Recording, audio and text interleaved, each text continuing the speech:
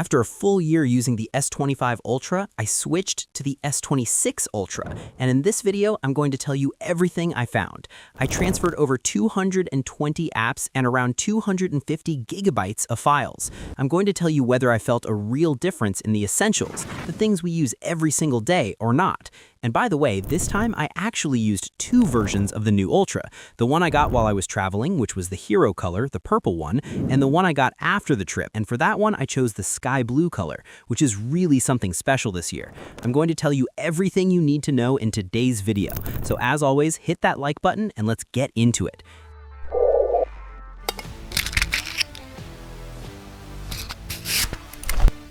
And just so you know, this isn't really a review, this is more of a chat. First things first, if you don't know me, I've been using the Ultra as my main phone since the S22 generation. The only one I ever felt comfortable enough to use without a case and actually trust the build was the S25 Ultra.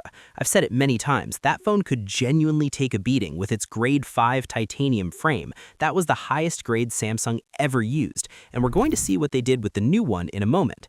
That phone literally survived a full year with me, no case, not even a screen protector on it.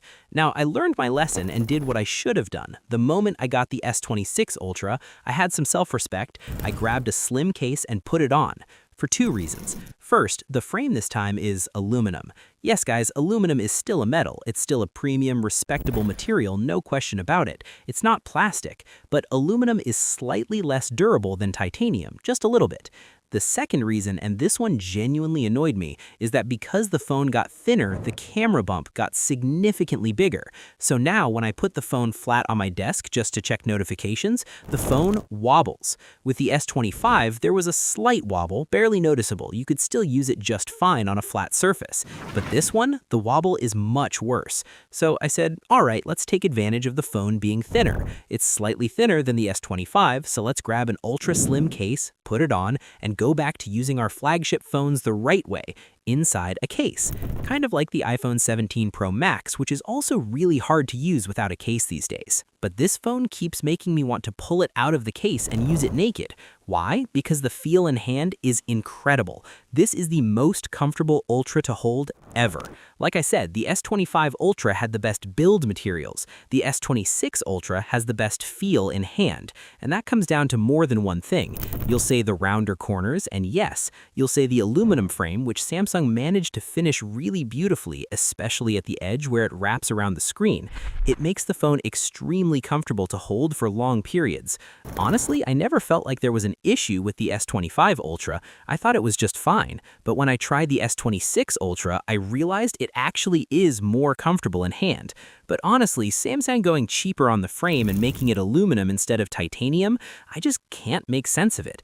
Unless it's just copying Apple.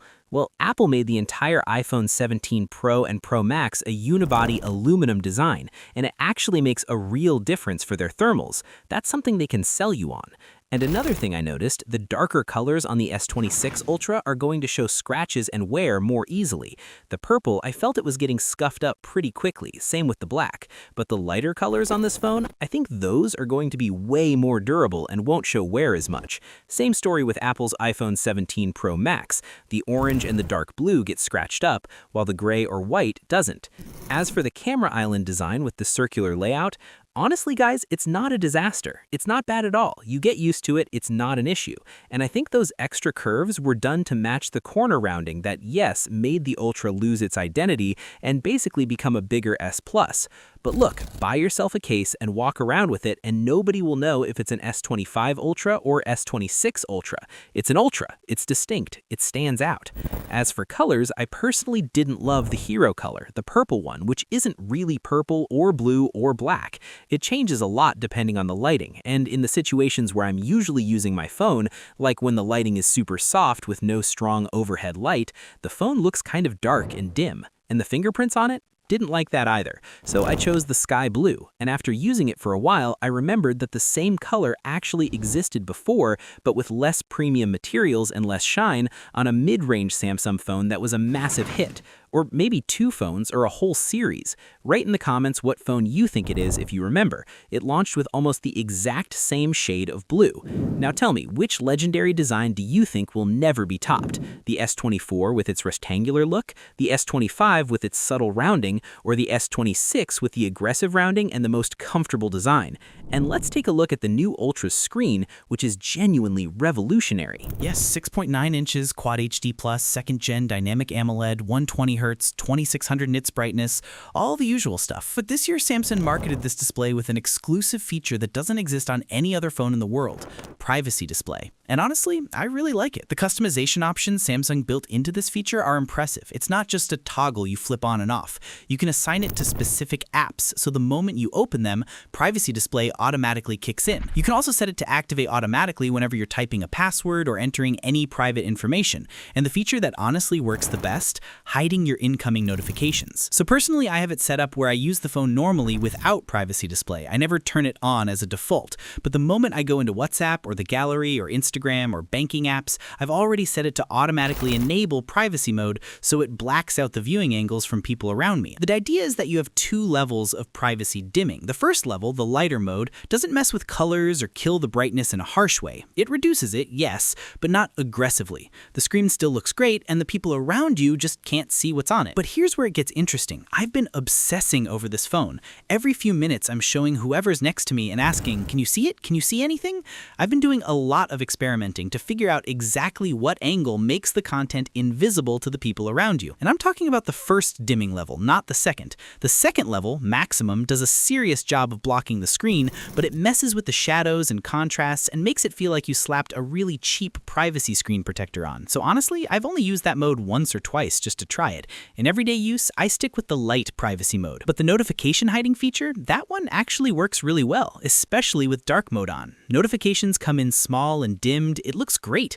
Even I sometimes can't see my own notification if I'm holding the phone at a slight angle with my hand positioned a certain way. I have to adjust. So that feature genuinely works for notifications. The thing is, I still haven't figured out the exact angle and brightness settings where the person right next to you, shoulder to shoulder, can't see what's on your screen. Someone far away, impossible for them to see. Someone above you, they're not seeing anything. But the person literally next to you, on the light mode, it's tricky. On maximum mode, yeah, like I said, it's easy, but that one hurts the screen experience. Now, having this feature built into the screen as hardware means we had to sacrifice a few things. First, when you activate privacy display, you lose resolution, because literally half the screen's pixels are being shut off. You also lose some brightness. Those are acceptable trade-offs for what you're getting.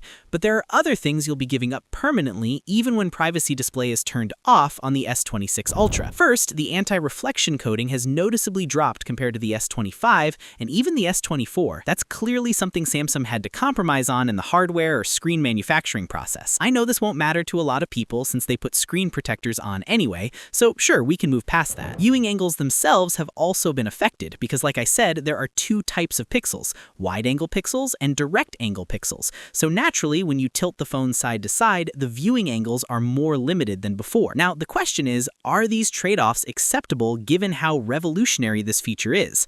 The answer is going to be different for everyone. If you're someone who's picky and really pays attention to every detail of the screen, you might say no, you don't think this feature is worth the compromises on the S26 Ultra. Honestly, that group is a small minority. The bigger audience, the majority of people, this feature is going to feel revolutionary to them. They're not going to care about the anti-reflection coating because they already use screen protectors, and they're not going to care about viewing angles because they're looking at their phone straight on. Why would they look at it from an angle? So we can move past all those points and say privacy display is a really solid first step from Samsung, but I think it needs more development because Samsung, we need a brighter screen. The Ultra's brightness is no longer the highest in the world. We need 10-bit or 12-bit color because this screen is 8-bit enhanced, not true 10-bit. We need a more eye-friendly flicker rate. The screen is still not the most comfortable for people with sensitive eyes. The selfie hole also got slightly bigger for no clear reason, and the screen now has fully rounded corners. It's lost that rectangular shape we've always associated with the Ultra. So we can say that as a display, the S26 Ultra screen is no longer distinctly special.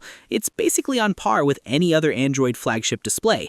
but it has an exclusive feature that no other phone in the world has. So Samsung this time didn't play the game through colors and brightness and specs, they played it through a feature that will take other companies a while to replicate. That's smart marketing, honestly, because in my opinion, the S26 Ultra is a phone where Samsung used a completely different marketing strategy than any Ultra before it. And when we look at performance, I think Samsung played it very smart. This phone did not launch with their new Exynos, the 2nm chip, which I don't have a problem with. I haven't even tested it yet. But it would have been a rough combination. Exynos with all the display discussions and aluminum frame, an Exynos chip on top of all that, I think it would have been a disaster. Instead, you've got the powerful Qualcomm chip, the Snapdragon 8 Elite Gen 5 3nm made for Galaxy. A revolutionary, insanely powerful chip, no issues with it whatsoever. It posted some really high benchmark scores, of course, paired with Samsung's new interface, One UI 8.5, built on Android 16.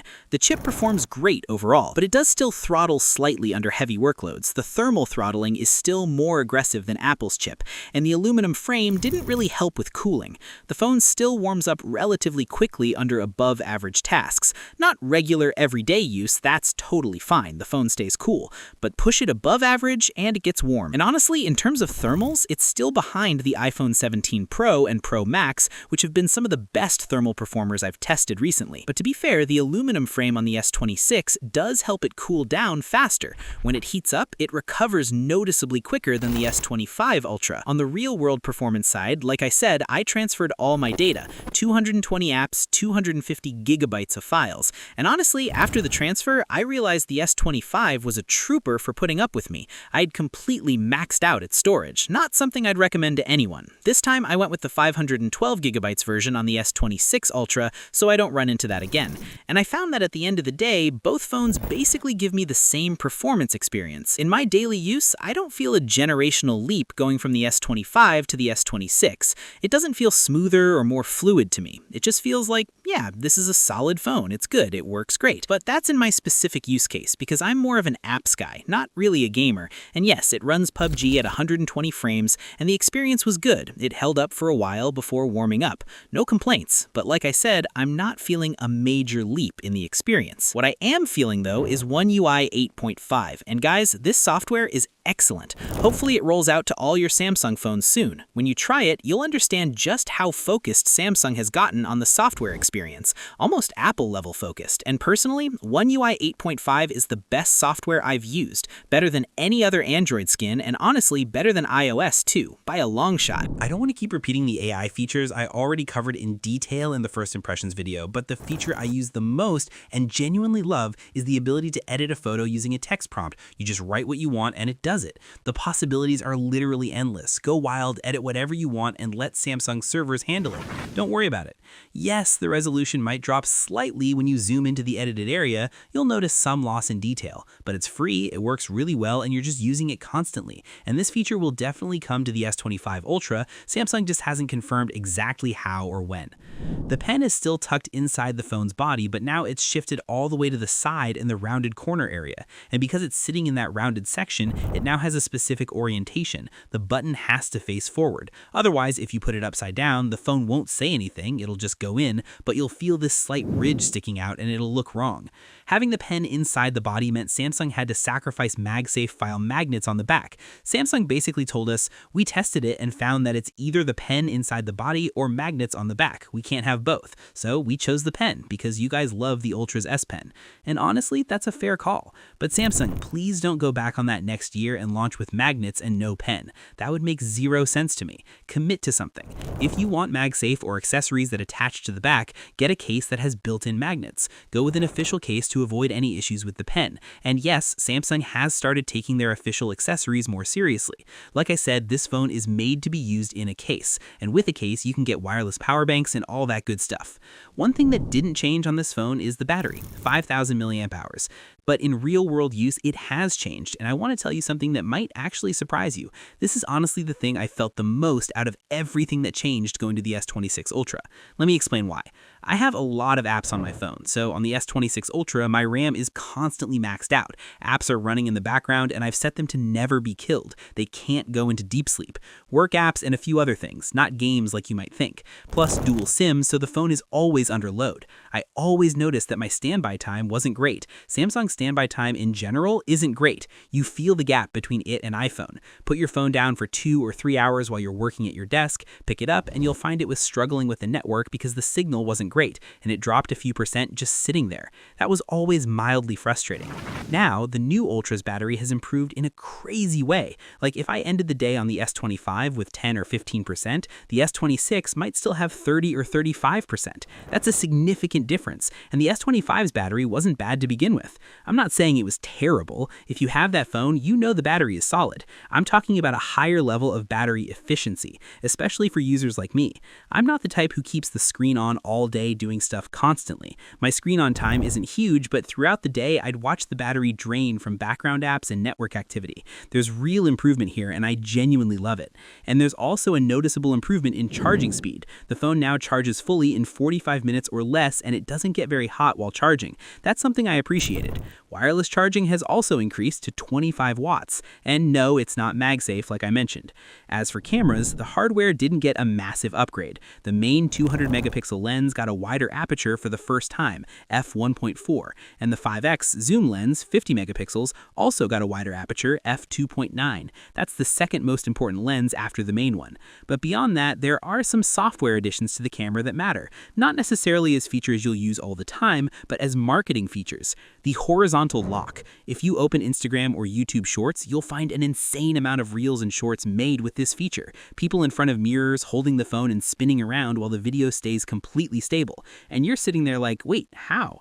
Honestly though, in my actual experience, I don't see myself using this much. I can't think of a real scenario where I'd need it. The phone's stabilization is already really good. Why would I be spinning around and falling while filming? But as a marketing feature, it's a great one. Samsung has been trying to get us here for a while. Apple's been trying to get us here for a while. The spec wars are over. The game now is marketing through features that make users actually ask about the phone and want to buy it. The second feature that didn't get as much marketing attention is log video recording. With the new codec, new color profiles, multiple profiles actually. This feature existed before, but with an older codec and a single color profile. Now you get multiple color profiles, and you can even tweak and adjust the grading after selecting it, and the results look genuinely beautiful. Honestly, this feature is incredible for video shooting. It transforms the S26 Ultra into a cinematic recording experience, and this is the feature that actually deserves your attention. Let's now look at camera performance, S26 Ultra versus S25 Ultra, and see if there's a real difference. The camera experience didn't go through a generational leap on the S26 Ultra. Maybe the one thing I noticed is that the reddish warmth in portrait shots is slightly reduced. That warm tone used to define the S25 a little bit. The S26 now leans more towards blue and green, very subtly trying to be a bit more true to life. And these are both on the same camera settings. The improvement that happened here can be done with a filter or a 1-second edit. For many people, it might not even be an improvement. It's just a style preference. If I swapped the labels under the photos and told you the S25 was the S26 and vice versa, you wouldn't notice. That goes for the main lens and the 5X and everything following it. But the improvement in detail on the S26 does show up more in challenging shooting conditions, and that's where you see the upgrade from the wider apertures. More light coming in, more detail without overdone or overprocessed results. At night, you'll genuinely feel the S26 Ultra has improved, but not by a massive percentage, not 50% better, maybe 20 to 30%. Now let's look at video recording. Let's see if there's a difference in video quality in bright light. The wider aperture, I don't think it'll make a difference in this scenario, but let's see. We're shooting at 1x 4K, of course. Now let's switch to the 5x zoom lens, which also got the wider aperture. Is there more bokeh, more light? Honestly, on the phone screen, I'm not seeing a difference. But let's put them side by side and see if there's actually a gap. And this is a low light video test, warm yellow lighting indoors at night, a mix of well lit and poorly lit areas. I noticed that video stabilization on the S26 Ultra improved slightly, and it was already better than iPhone. Tell me in the comments, do you see an improvement in night video on the S26 compared to the S25? As for pricing, the S26 Ultra 256 gigabytes with 12 gigabytes of RAM, $1,300. 512 gigabytes with 12 gigabytes of RAM, $1,500. All prices mentioned are approximate estimates, meant to give you a general idea. Please check local prices in your country for accuracy. My final take on the S26 Ultra: if you already have the S25 Ultra, don't buy the S26 Ultra. That's clear and straightforward. You'd be losing money and the upgrades aren't worth what you'd spend. If you have the S24 Ultra, consider switching if the battery is no longer satisfying you or if you feel the weight is heavy and cumbersome. Then yes, grab the S26 Ultra. But you will lose the rectangular identity of the S24 Ultra. Although we've realized that rectangular design, while it looked great, wasn't actually the most comfortable for extended use. If you're on the S23, S22 Ultra or older, it's time to upgrade, budget permitting. Now, if you don't have an Ultra yet and you're deciding for the first time between the S26 Ultra and the iPhone 17 Pro Max as the top flagship options, we can do a full comparison between them. We're talking official prices here, and at that price, the Samsung is worth trying. Get the S26 Ultra and you'll enjoy it. The S26 Ultra is not the most powerful Android phone hardware-wise, but Samsung is really smart about giving you something genuinely good in every single area. Design? Yes, it's the lightest and most comfortable of all Android flagships. Screen? Yes, it's not the strongest, but it has a feature no other phone in the world has. Chip? Yes, the most powerful, but it might not have the fastest real-world performance. But you get the best software in the Android world and AI features that are years ahead of the competition. Cameras? Yes, not the absolute best, but they added some camera software features that make it stand out. Battery? Yes, the number isn't huge, but the real-world performance is genuinely excellent now. It's a mix, a package that makes you pick up the Ultra and say, it's not the best at any one thing, but it's the best overall package out there right now. And that's it. I'm done with this video. This was my opinion and experience with the S26 Ultra. Thank you so much for making it to this point. Make sure you've hit that like button. Drop a comment right now and tell me, do you think the S26 Ultra is going to follow the S25 Ultra's path? The S25 Ultra launched and everyone rejected it. Nobody was feeling it. Exactly 3 months later, the phone was selling massive numbers, and it's still selling. Do you think the S26 Ultra will do the same, better, or worse? Make sure you're subscribed if you're watching us for the first time on YouTube. Hit the notification bell so you catch new phone reviews the moment they drop.